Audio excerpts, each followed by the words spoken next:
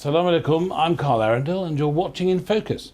Last weekend, as Europe and North America slept on Sunday night, Chinese markets went through the floor. The Shanghai Composite Index of Stocks fell by 8.49%, the biggest single-day collapse since 2007. It wasn't alone. Hong Kong's Hang Seng fell by 5.17%, Japan's Nikkei fell 4.61%. Stocks in Taiwan, the Philippines, Singapore and Thailand also tumbled. And when European markets opened a few hours later, it was a similar story. Every stock index in Europe experienced an historic collapse. The Euro Stoxx 600 fell by as much as 7% and the FTSE 100 by more than 5%. Remarkably, in the days that followed, global stock markets experienced a surge, recovering most of the losses that they had suffered on Monday's crash, after the Chinese authorities apparently bought shares to prop up their prices, and figures illustrated by the US that US growth was surging ahead.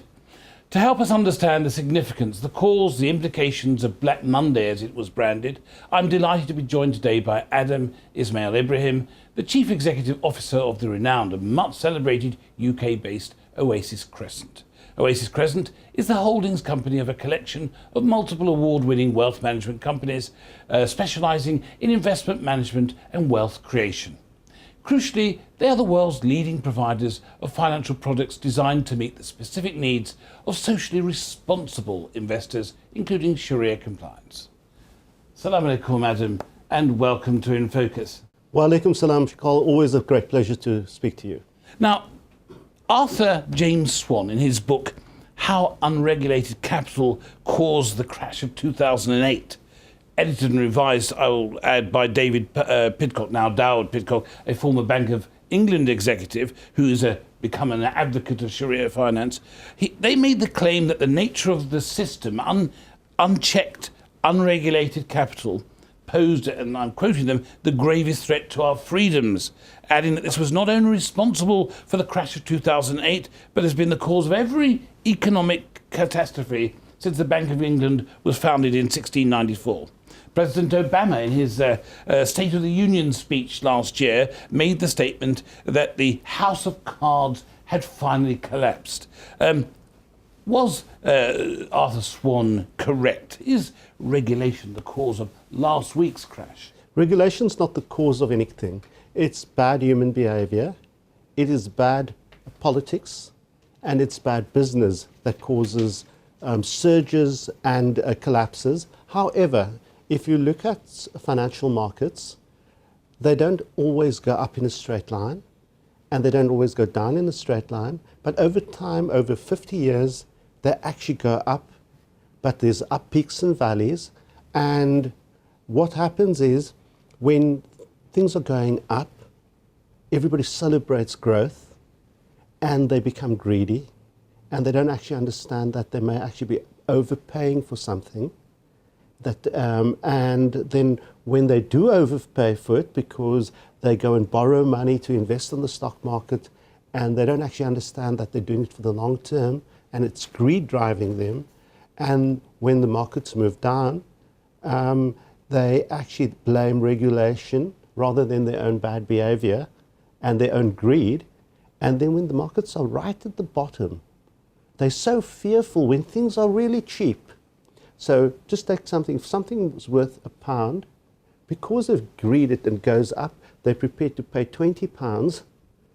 And then when it comes back to the pound, which is, it's only always been worth £1, they actually get fearful.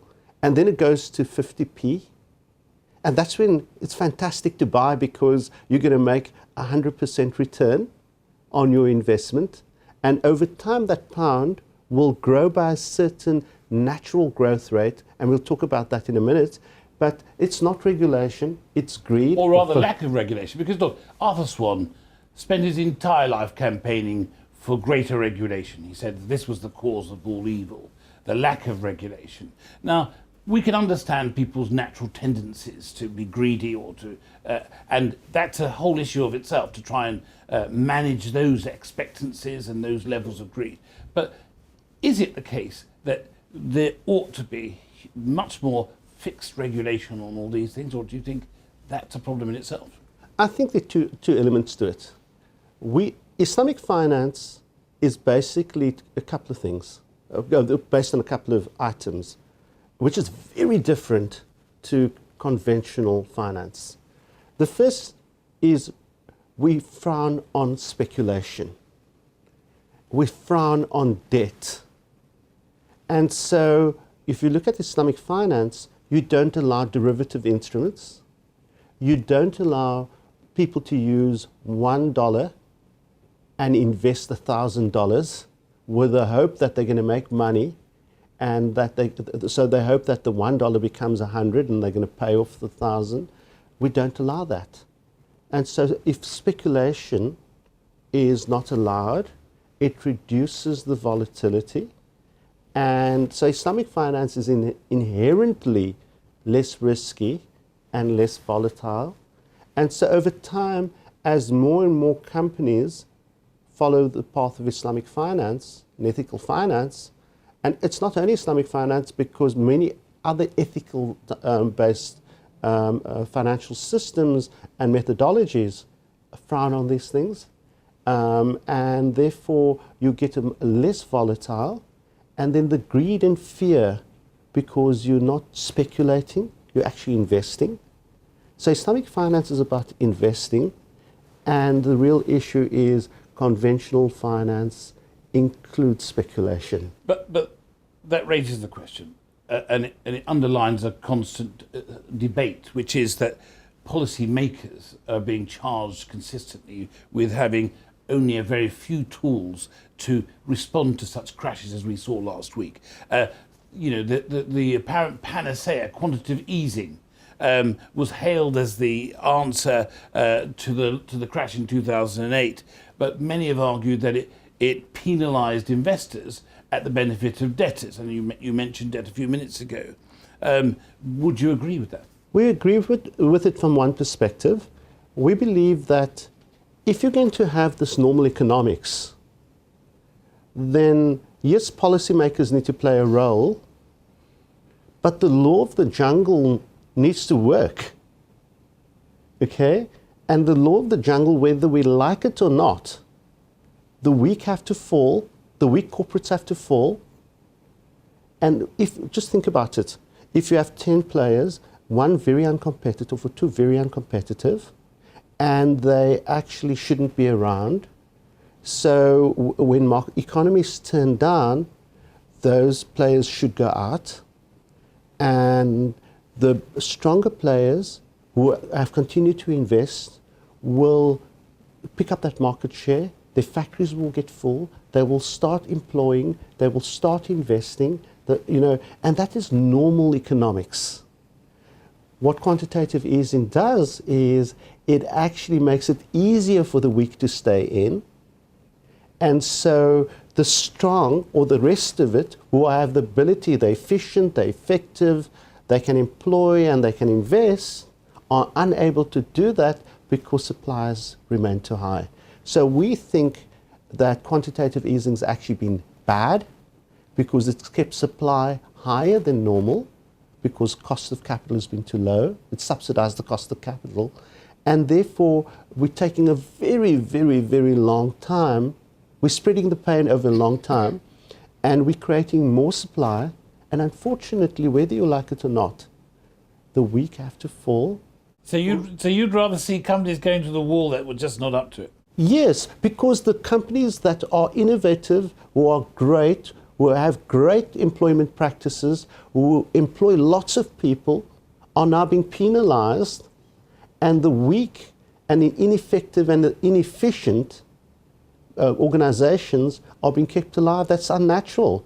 And so we're not creating the employment that we would normally have created because we're keeping the weak in. You cannot have a system that says that, oh, by the way, if I'm bad, I'm protected. And that's what quantitative easing is doing. If you're bad, you need to be moved out. Culled. You need to be. That keeps that's nature. That keeps going back to just the law of nature. Going back to the jungle. If you don't, that's just how it works. Now, going back to the crash of last week, how did it impact on the global economy? We saw a historic decline overnight across the world. How did it affect investors, ordinary savers and borrowers? I'm going to put it in two categories. It affected everybody in the short term, okay? But it only affected speculators permanently. And long-term investors, it was not going to affect it. It's not going to affect them. So those people, so Islamic finance, remember Islamic finance we said was about the long term, was about sustainability and matching people's investment horizons. So if you have a 1-year horizon because you need the money to pay your electricity and buy food, you cannot put the money into certain products. If you have 5-year time horizon that you need the money in 5 years' time, you cannot invest in certain products. There's a different product range. And if you have a 10, 20, 30-year time horizon, because you're saving for retirement, you're saving for pilgrimage, all of those long-term items, then the other products. So just, you know, you said it earlier on, the decline of Monday, Tuesday, it's all been recovered Wednesday, Thursday, Friday. Now, if you went to sleep and you woke up and you'd not have noticed anything, and yet there was pandemonium, and the pandemonium caused the speculators who were using borrowed money and were using derivatives, they lost. And the people with greed or fear, they are penalized, and the speculators. Yet long-term investors, we were sharpening our pencils, we were getting ready because we saw things that were worth £1 or $1 going down to 60, 70. Well, talking about you sharpening your pencils, Adam, this leads me, obviously you're a key advocate on Sharia principles, ethical investment. You've talked about investment rather than speculation. How did Oasis's management of funds do during this period? Okay.